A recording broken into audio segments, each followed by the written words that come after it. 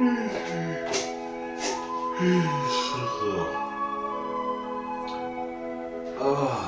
coffee.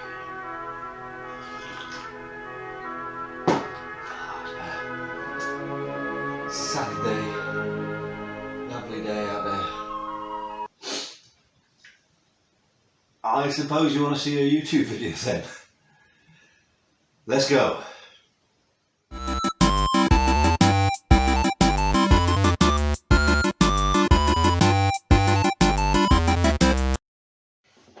Hi kids, welcome to Terry on Tuesday. I'm currently trying out a different camera setup, so I've got better light and a kind of table in front of me, like Adam Savage's Tested, which I think is a terrible title, Adam, if you're watching this, because obviously he tunes in.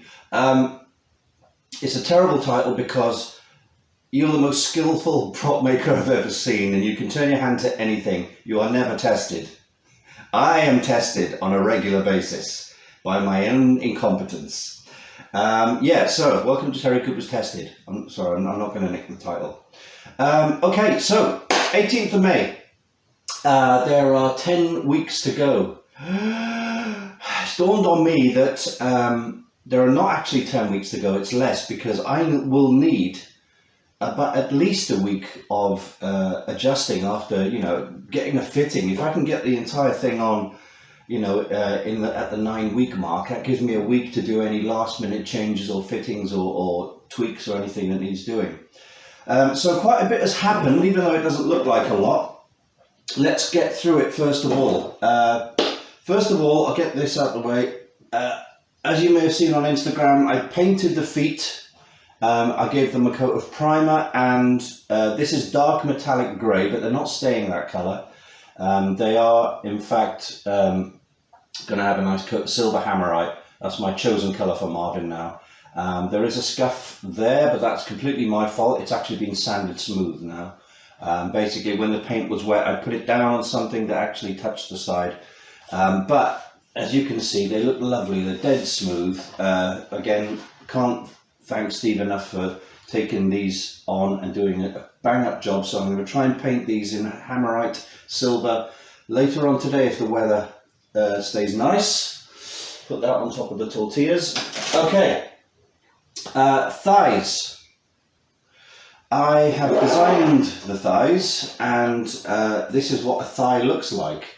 I'm very happy with them. These came back from Crafts by Angus. I'll put his Instagram at the bottom there.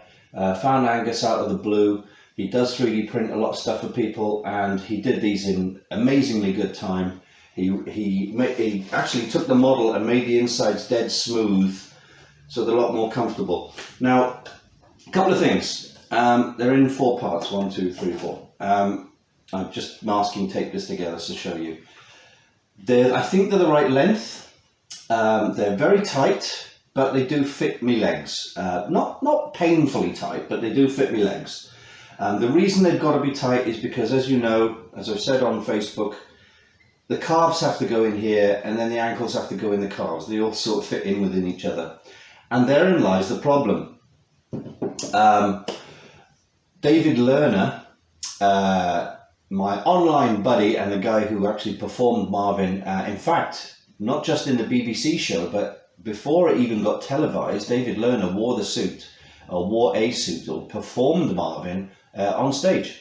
Didn't know that. I just found that out recently. So, you know, I'm only even more impressed by We're Not Worthy, Mr. David Lerner. Anyway, David Lerner, 26 years old, wore this Marvin suit, the BBC Marvin suit, not this one. And he was a thin chap. I'm short and a little bit stocky. I'm not a rugby player by any stretch of the imagination, but I'm not a mime. I'm not the Anthony Daniels type, as I found out a few years ago, but let's not talk about that. Anyway, so the thighs come out really nice. Angus has done a great job of printing them and sending them to me. So there's 8 of these. Here's a single piece. As you can see, they've got all the built-in sort of pads and stuff that need doing. The inside's dead smooth. Shut up. And yes, they fit really well. Now, We will go back to thighs and legs and David Lerner's slim frame in a second. I need to talk about aluminium bits. As I said last week, I've sent off the aluminium corrugated material, and it arrived at the laser printer, the laser cutter people, damaged. Yay! It's my fault. I originally wanted to send it via DPD. Their online website rejected the info, saying it was outside their guidelines, which it wasn't. Maybe it was a combination of things being sent from a home address, etc., etc. So I ended up biting the bullet and using Parcel to Go. And as I always say, never use Parcel to Go, never use Hermes. It's like Ace Ventura, they literally kick stuff down the street. I did wrap the sheet of aluminium is about this big. I wrapped it in with multiple layers of cardboard, wrote "Do not bend" on it, told the guy who picked it up, told him that there's an aluminium sheet in there, don't put anything on it, anything heavy on it, don't, make sure it doesn't bend, basically. And it arrived bent. There was damage to it. It wasn't badly damaged, but if you imagine this is the sheet of aluminium, I mean, there was a bend in the top like that, it had been dented, kind of like this. But two good things happened out of it. First thing, I was notified by the laser company straight away, and they said they would see if they can cut around it, see if there's enough material flat enough to cut what I need. I only sent one piece in the end. I was going to get 2 sets cut, as I said last week, but the price would have gone, double basically. So in the end, I went for 1 set. They did get back and said they're able to cut out everything I need from that one sheet and avoid the dent, which is great. The only dent we want is Arthur dent, right? Anyway, the other good thing that happened was I lost my rag, which is English for went ballistic, and put a claim for damage into the courier company. To begin with, they were like being funny, going, "Oh, you need to prove this and prove that and send us photos of this and that." And I sent them whatever I could, and I told them whatever I could. And today they refunded me the maximum value of the claim, which was you can only claim a maximum of 20 quid for the item that I sent, even though the item cost 60. But I had the full 20 back plus the costs of the shipping. So I consider that a win. They said, okay, I'm still getting the parts, so Parcel to Go. Yeah, again, I've been an idiot. I went for the cheap service. Parcel to Go don't take care of your stuff. I'm surprised they paid up, and I'm surprised that it arrived. Anyway, so I think I got off lightly there. I should consider myself lucky. So those will be in the process of being cut, and they will be coming back to me next week, I think. Okay, ankle 2. Do I have any ankle pieces to show you? No. The ankle I showed you last week, in fact I do, it's right in front of me, out of my reach. The ankle piece I showed you, I've scaled up and made bigger so it'll fit lower on the foot as I wanted it to. And then I kind of paused because of issues. Again, I'm leaving the big issue till the end. Right, what else I did was what I called filler frenzy. Got our friend P38, that's the pink stuff. In the States they call it Bondo. But basically I went outside with a respirator on. And guess what? I'm not sneezing and streaming eyes and all that malarkey because I didn't inhale a load of toxic dust. Yeah, so I went and took most of the arm parts, stuck a load of Bondo, as you want to call it, filler, all the way around. And as I said, with the weirdness, the polygon strangeness on here, I've started to build up some filler around the top edge of that. See, so it looked like that, and I'm starting to sort of smooth out the organic curveness, if there is such a word. And I'm filling in the outer slots. Remember the slots are in the wrong place? So that one's filled. I just need to fill this side. And I'm going to do some more of that today. So that's the arms looking better. I'll show you the upper arms. They're over here. Upper arms, again, loads of filler going around there, on the back here, but the main frontal seam is looking quite nice now. I got my Dremel out as well and dremeled down any epoxy and filler that was sticking out proudly, and smoothing off some of the joins. I'm going to do some more of that obviously, but it's looking good. This one's looking exceptionally good. If you can just see that point there, it's very smooth all the way down. Once I think that's primed, it'll look pretty good. Not invisible, but again, to a level that I'm very happy with. Just got to do a bit more sanding on those corners there, and we'll have the upper arms done. Okay, chrome bits. Had some chrome bits in the post. So I had 15mm chrome caps. I'm sorry so far away, but you'll get the idea. These are these chrome screw covers, 15mm. The plan for these is to replace the two little center circles here, these ones, that one and that one, because they're 15mm. Now they won't fit over the top obviously, so I may have to grind these down with the Dremel and fit the chrome ones. Or do I?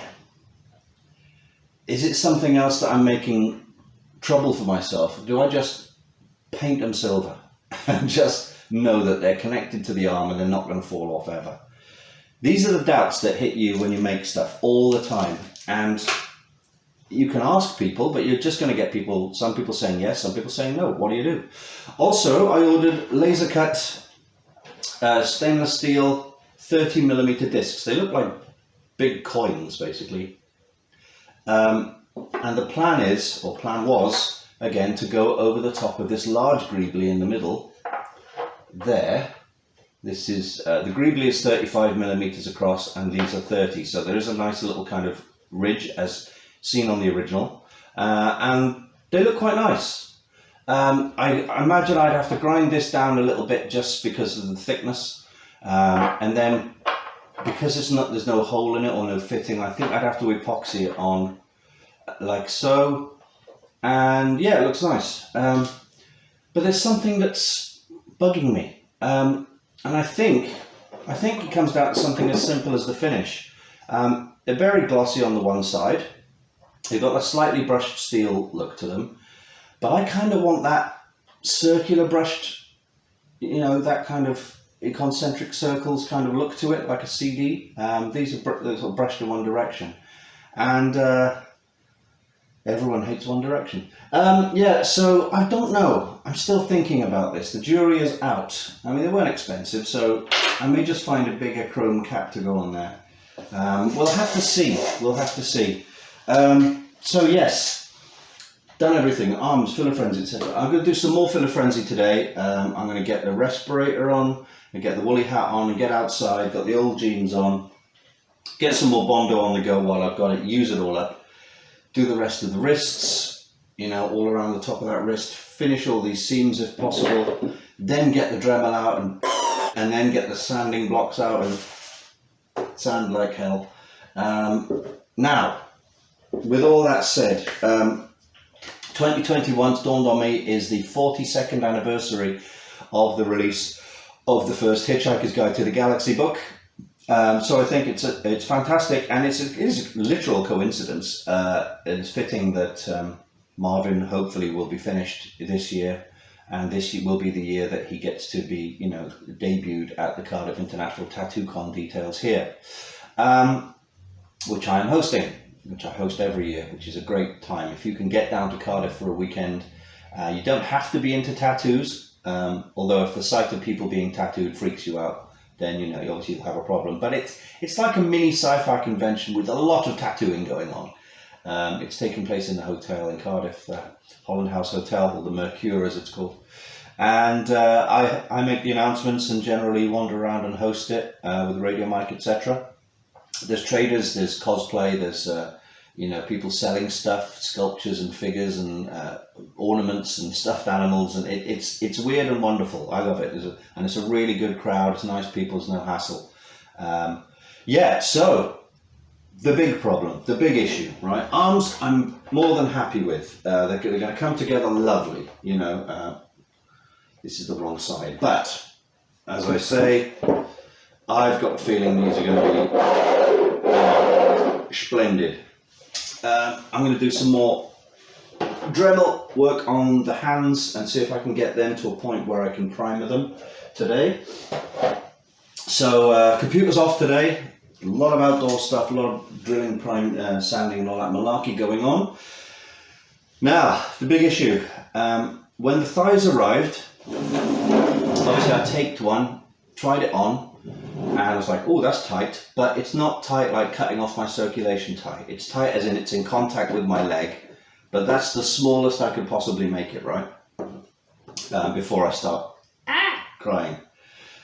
Now, because of the whole concentric nature of thighs, then calves, then ankles, it's fine if you are of a slender build like our friend David Lerner, but I am not. I have short, stocky legs, as I said, and I will have to make amendments. Now, the whole nature of the concentric size of MARVIN from the waist down means that if I wanted to make the ankles bigger, the calves have to be bigger because they fit over the top, and by default then the thighs have to be bigger to fit over the top of the calves, and then the thighs will still have to fit in the skirt aperture, which will be around the waist kind of thing. So let me explain the version of the calves that I made a while ago. Sorry, they're white and very bright, but that's kind of how they're big, and they're very big. I mean, my leg is rattling around in there, but it do not fit in there. It's pretty much bigger. Look, you know, I mean, there's a bit of movement there, but that ain't going in there at all. It's just as wide as the thigh. You know, let's try and do it like that. So I hear you say, why don't you just scale that down and a little narrower and print it out again? Well, I tried that, and to scale this model down would end up making it almost impossible for my leg to fit in.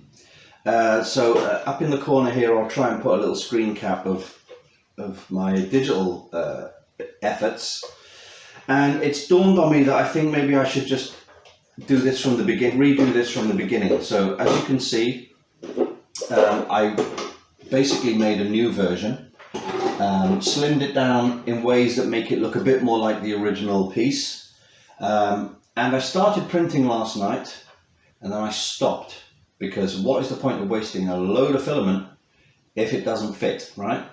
Because I've already done that, and with other, you know, forearms and goodness knows what else. So this is the cross section. You can't really see it against black, but there's the cross section of the smaller. So look at the difference. That's tiny.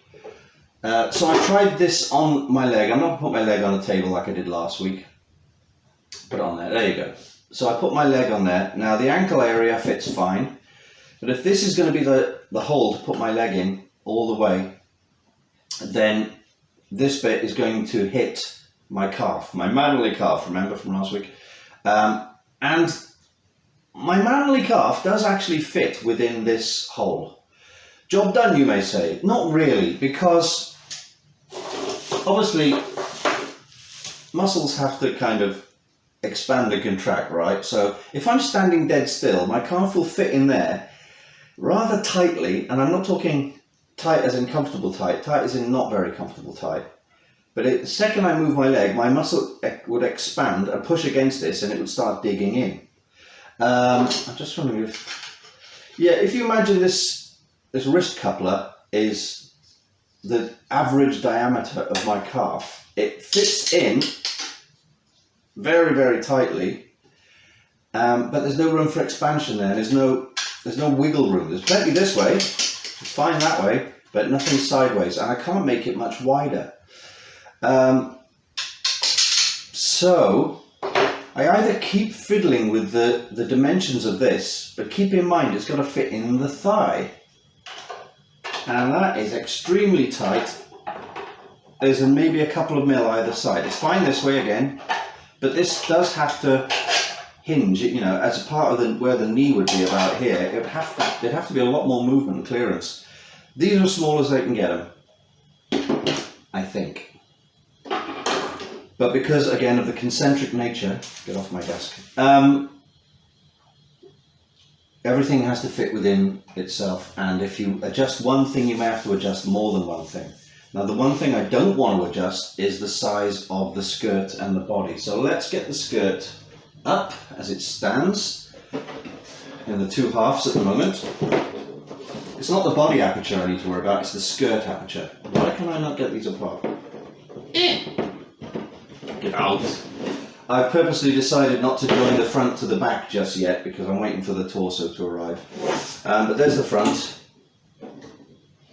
and they would fit pretty much like that. Now our aperture is at the bottom, so let us do that. So you can see we have an aperture here. Now there is a lip all the way around of about 10 mil. I don't want to, but I may have to cut that lip off to give myself more room. I'll obviously reinforce the sides all the way around so it's a lot thicker. I've started doing that with some bits of plastic. But that aperture needs to fit 2 thighs. And lo and behold, hallelujah, it's looking like, even with the lip, these are fitting with plenty of room. Let's see if I can get the other one. I mean, I've only got the one here at the moment, but actually, bear with me. Actually, speed this bit up.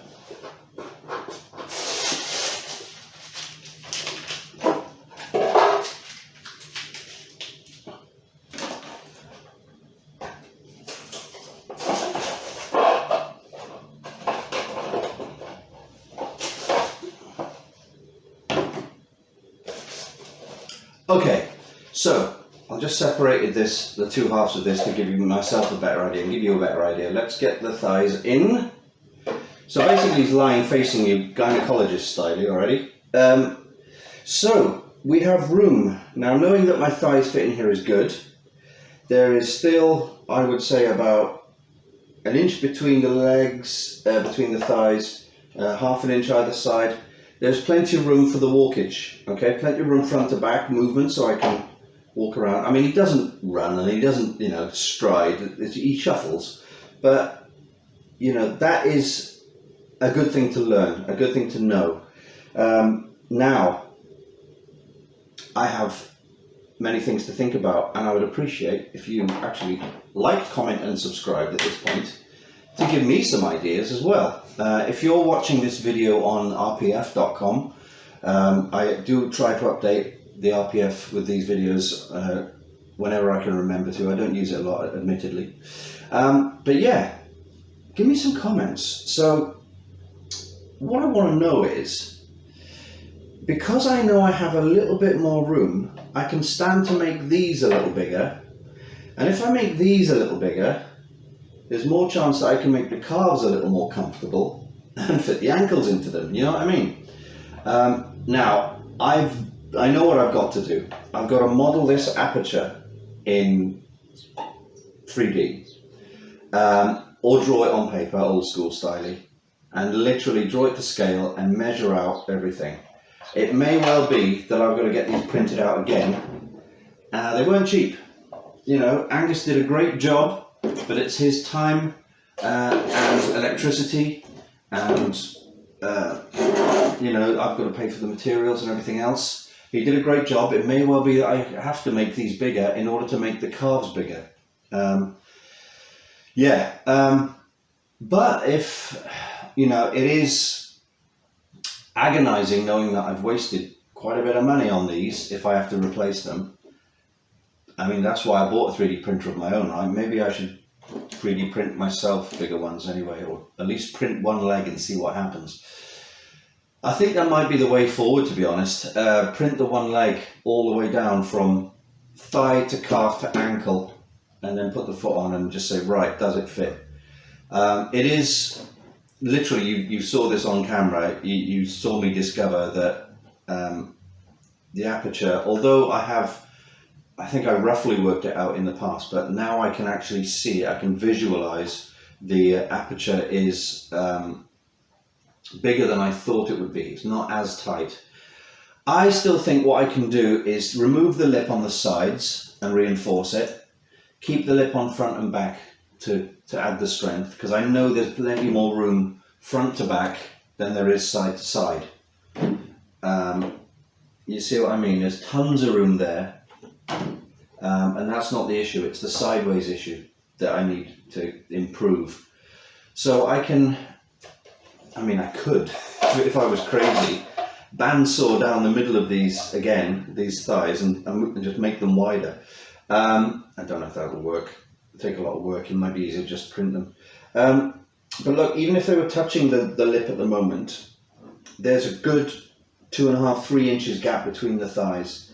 So I can encroach on that by about 1/2 inch and have a bit more room, which means there may be room for the ankle to fit in, the calf. I'm going around in circles here, but I'm just trying to get this square in my head. So yes, that looks like a plan. I'm still waiting for my torso box to be delivered to my friend Mark, who's going to do some dremeling and cutting on it. Currently it's too long and it needs to be shortened by about a couple of 100 mil in order to fit onto the skirt. Let's turn him around the front there, get rid of that side. So yeah, the torso is going to sit on this up here, and that's fine. I know the torso fits me, and there's plenty of room in here. And again, that's the front of the thing. You can see the lip all the way around it. Maybe I should just remove some of the lip. I could reinforce the corners by having like a curve there. That's not an issue. That's fine. But I think I should remove some more and give myself more side clearance. Okay, so as you can see, this is not the end of the world, but it does feel like a bit of a disaster with 10 weeks to go. I'm going to do some serious rejigging about things. It looks like the original calves that I thought were ready to be done. The problem with these are, look at all that stuff look at these sharp corners on the inside. It's because of these indentations, you see. It's really bad quality. But yeah, you've got these indentations which are very deep, and they obviously encroach onto the inside space. If only I could make Marvin's calves this big, but then the thighs would have to be a lot bigger and they wouldn't fit into there, so I'd have to make the torso bigger, and you see the problem. The torso is bought and paid for. I've already got rid of version 1, the MDF box, and version 2 is fiberglass. It'll be lighter, and if I wanted another one, it'll cost me over 140 quid, I think, for a larger one. But then I'd have to get a bigger skirt made, unless I could find a way of enlarging this. And you can't really, again, I can change the distance between front and back, because this is dead straight all the way along, dead straight. I can just extend it, or even shorten it. I can do what I like with it. But the front has this peak here, so you can't stretch these out, And of course, even if I did, I'd have to recut all the aluminium pieces that go on here. So everything is connected in the great circle of life. So yes, anyway, I don't feel despondent, which is a good thing. I feel challenged. Normally, I would say in the last couple of years, if this had happened to me 3 or 4 years ago, I would probably shut down all social media in a massive hissy fit and consider myself a loser for many months. But I'm feeling good about myself. So it's just a challenge. It's a learning curve. All these problems are a result of A, me rushing, B, being a one-man army. I would rather have someone here who was working with me to help me, because I'm not an expert on this stuff. I will have a go at anything, but I'm not an expert. I'm literally a jack of all trades and a master of none. And the thing I master is called having fun. No. So today I will get outside and get some more dust and horrible dremeling. I hate that job. I really hate sanding. I love spreading on the Bondo. It smells lovely. You're not supposed to smell it. I love getting it all in there and slapping it all on and that. I don't even mind grinding it all down, but I hate sanding. I'm getting this thing about dust. It's like, it's everywhere. And I've seen what it does to my internal organs. And I'm still wheezing now, and it may be an ongoing thing. Anyway, that is it for this week, people. It's been a long and rambling video. As usual, I will try and edit down some of the nonsense, so you'll see these occasional bits. But I'm just trying to save you, boredom. Thanks again for following. Again, apologies for this being another Marvin video and the ongoing Marvin videos up until the July, 10 weeks. But these videos are actually helping me make progress and record my progress, so I can I keep going. It gives me a deadline and it gives me things to do and get done by next week, etc. So thanks for watching. Again, I am nowhere near the amount of video or subscribers you need on YouTube to monetize. So I'm not making any money from these videos, and I'm not likely to for a long time. You've got to have like 1,000 subscribers and like 2,000 hours or 4,000 hours or something of video. I've got, look down there how many subscribers I've got. I haven't got many. But yeah, I would appreciate a thumbs up. That would be cool, thank you. I would appreciate constructive criticisms. Snarky comments, I mean, it is YouTube. Snarky comments and nastiness will never show up. Not because I want praise, but because I haven't got time for trolls. So yeah, thanks for watching. Unlike Marvin, I am not depressed. So yes, tune in next week where you will see the next chapter with 9 weeks to go of a man slowly going mad with a robot costume. Take care now.